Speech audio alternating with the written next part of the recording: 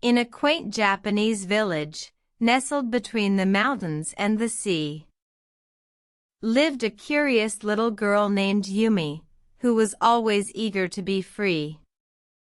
One summer's evening, she found herself by the village's edge, where the moonlight danced on the water, and the crickets sang their ledge. Suddenly, she noticed a spectacle of light, blinking and dancing in the night. Fireflies, they were, illuminating the summer's warm, tranquil night. Yumi, fascinated, reached out her small, trembling hand, hoping to catch one, to keep as a friend, to understand. But as she reached, they fluttered away, not to be caught or tamed.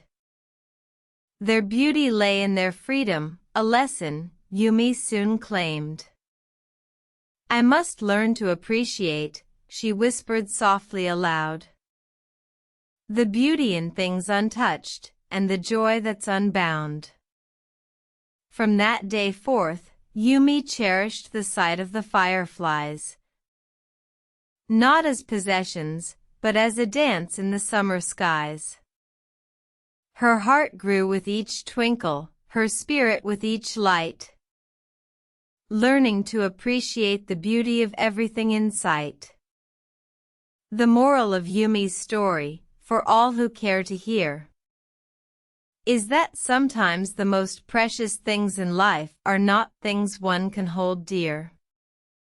Value the fleeting moments, the beauty that's free.